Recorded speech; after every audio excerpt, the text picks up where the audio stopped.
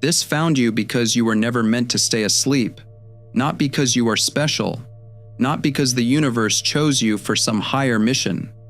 This found you because your nervous system was built, in childhood, to survive a room that was not safe, and the perception it constructed to keep you alive never turned off. It became something else entirely, something Jung mapped with a precision that will change how you understand every room you have walked into since. Have you ever sat in a conversation, watching everyone perform, and realized you are the only one in the room who sees what is actually happening? By the end of this video, you will understand the exact biological reason why your mind refuses to turn off. You will realize that the agonizing loneliness you feel is not a failure of connection, but a threshold you are meant to cross. And you will discover exactly where this burden is leading you. Therefore, the profound displacement you are currently experiencing is not a symptom of being broken. It is the irreversible proof that you were never meant to fit into the illusion. You did not outgrow the world. Your nervous system simply lost the ability to participate in its sleep. You know the answer. You have always known, but no one ever traced it back to the room where it started. Look at the family system you grew up in, not the narrative version, the edited highlight reel that makes it through dinner conversations. The real architecture. You were the child who saw too clearly. Before you could read a word, your survival required you to read the room. You could detect a shift in your mother's breathing from 3 rooms away and know whether the evening was going to be safe. You could feel your father's mood by the weight of his footsteps on the stairs. You cataloged micro-expressions the way other children cataloged baseball cards, because in your household, the difference between reading the room correctly and misreading it was the difference between safety and catastrophe. And when you pointed out the dysfunction, when you named the tension that everyone else had silently agreed to ignore, you were punished for the truth. You were told you were too sensitive, too dramatic, too much. The entire family system closed ranks against your observation, and you learned before you had language for it that collective gaslighting is the worst kind. You were the scapegoat, not because you were wrong, because you were accurate. And accuracy in a system built on denial is the most threatening thing a child can be. What they called your sensitivity was actually an advanced threat detection system. It was not a flaw in your wiring. It was the wiring itself, built by a nervous system that needed to survive an environment where the adults were not reliably safe. Your psyche constructed, brick by brick, a perceptual apparatus so finely tuned that it could read a room before you walked into it. It could feel the unspoken sentence behind the spoken one. It could detect the lie inside the compliment, the resentment inside the favor, the exit strategy inside the apology. Jung understood the mechanics of this kind of perception. He described what he called the subliminal bridge, the psychic material that forms the intermediary between unconscious and conscious contents. The bridge that spans the gap between consciousness and the ultimately physiological foundations of the psyche. Your bridge is permanently lowered.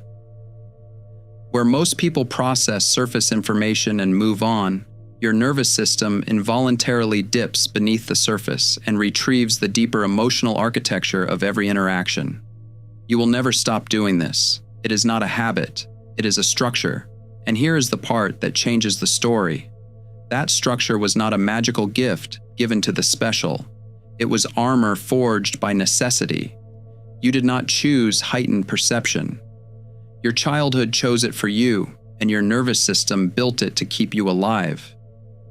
But armor that was forged for survival does not stop functioning when the war ends. It keeps scanning. It keeps detecting.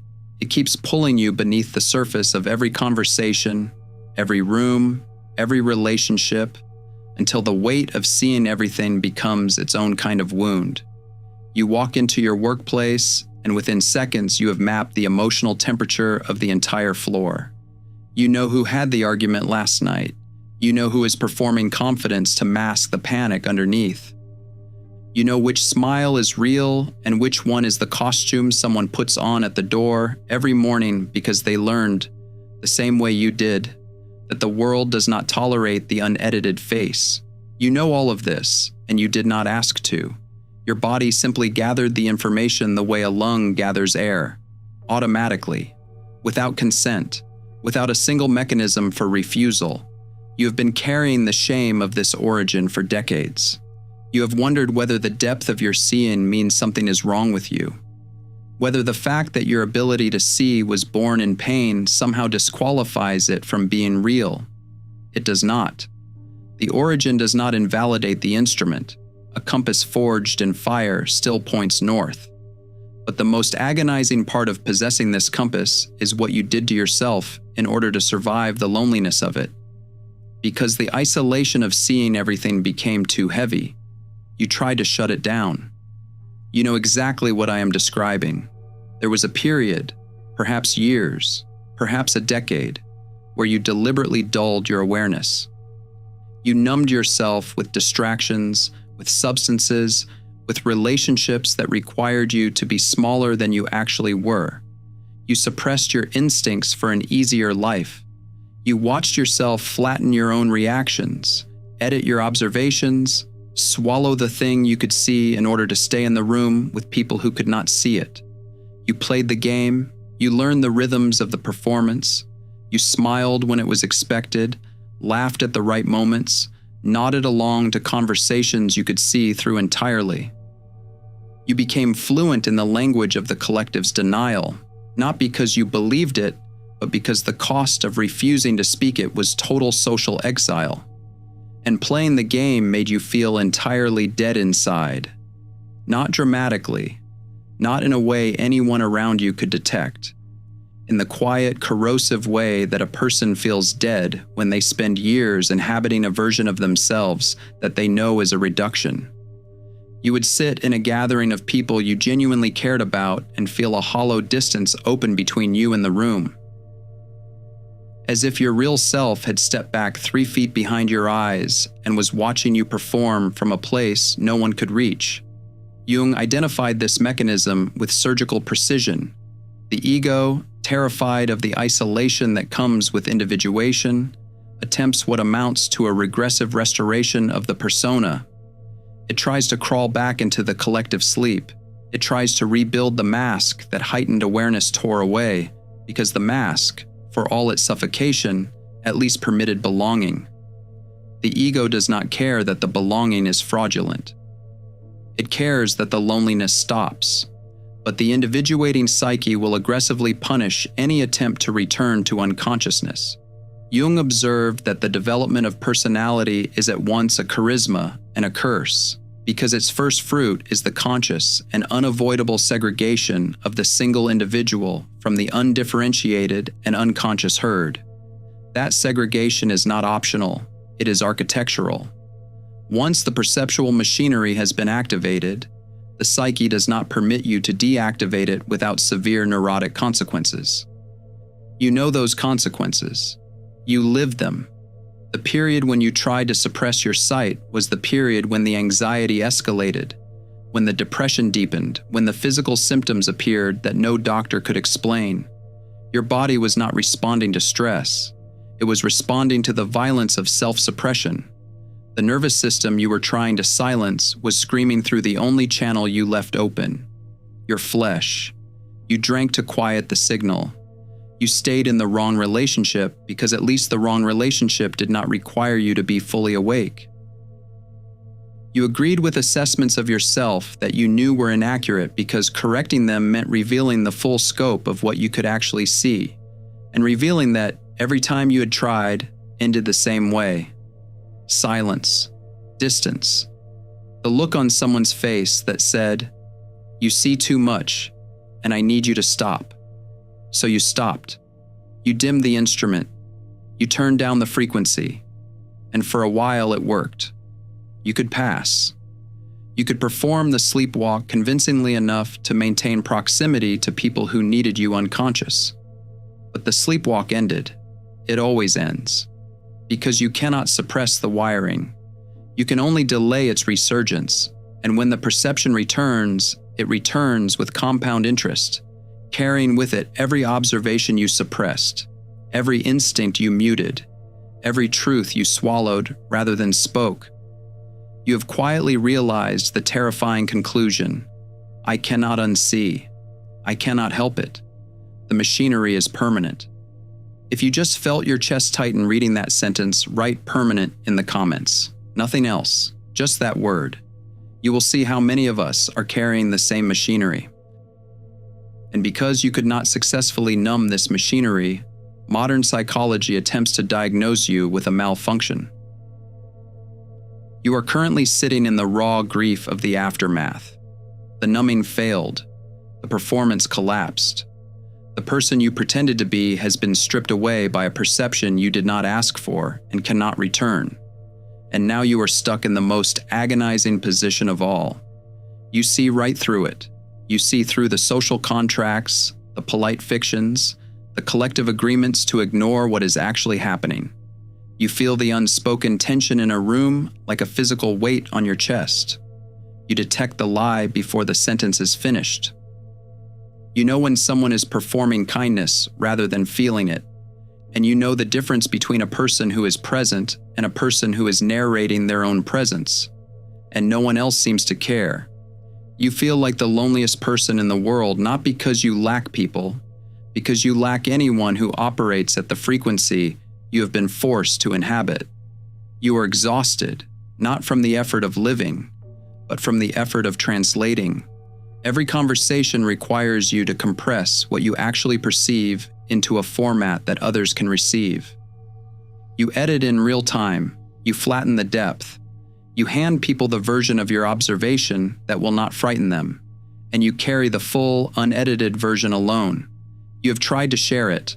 You have tried sitting across from someone you love and saying, carefully, what you actually see, and you watch their face change, not into anger, into something worse, discomfort, the faint, involuntary withdrawal of a person who has just been shown a depth they did not ask to look into. You learn from that expression that the full truth of your perception is not something most people want to receive, not because they are shallow, because the depth you operate at requires a tolerance for ambiguity and darkness that most nervous systems were never asked to build. Yours was. Theirs was not. And the gap between those two realities is the loneliest distance you have ever tried to cross. Jung gave this experience a name. He called it the 2-million-year-old man. In a 1936 interview, Jung explained, "Together the patient and I address ourselves to the 2-million-year-old man that is in all of us." In the last analysis, most of our difficulties come from losing contact with our instincts, with the age-old, unforgotten wisdom stored up in us. That sentence should rewrite your entire self-narrative. Your hyperperception is not a trauma malfunction. It is the ancient structural wisdom of the 2-million-year-old man, waking up inside a modern nervous system that has forgotten how to use him. The depth of your processing is not an error. It is the indispensable link between rational consciousness and instinct, the bridge between the mind that analyses and the body that knows. And the reason this knowledge does not immediately comfort you is because you are stuck in the middle stage. Perception without integration. You have the sight, but you have not yet metabolized it into something that serves you rather than wounds you. You are demanding that the sleeping world validate the experience of the awakened mind. And the sleeping world does not have the vocabulary to do so, which is why you keep receiving the same inadequate responses. You are overthinking, you are too sensitive, you need to relax. Those responses are not cruelty. They are the honest limitation of a consciousness that has not descended to the depth you are operating from. They cannot see what you see, not because they are less intelligent, because their subliminal bridge is raised. Yours is not. And the gap between a raised bridge and a lowered one is the gap between comfortable belonging and permanent psychological exile. But here's the uncomfortable truth. Perception without integration is a wound. It bleeds, it isolates, it convinces you that you are uniquely cursed rather than incompletely developed. The agony you are in right now is not the agony of having the gift. It is the agony of having the gift and demanding that it be validated by people who do not possess the perceptual apparatus to recognize it. The resolution does not come from getting the sleeping world to wake up. It never did. The resolution comes from a shift so quiet that most people miss it entirely. It comes when you stop asking the outer world to confirm what the inner world already knows. If you are recognizing yourself in this, the alchemist's path was written for exactly this stage. It gives you Jung-based perception training, somatic awareness drills for empaths in the integration phase, and 3 exclusive chapter videos that go deeper than anything on this channel. 236 pages. Downloadable now at thesurrealmind.com.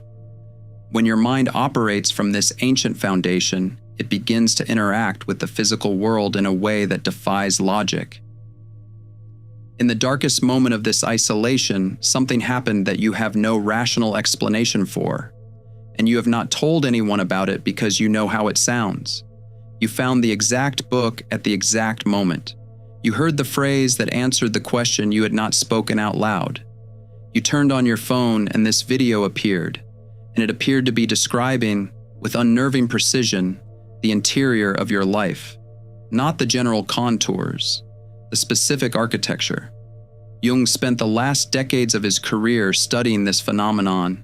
He named it synchronicity, an acausal connecting principle.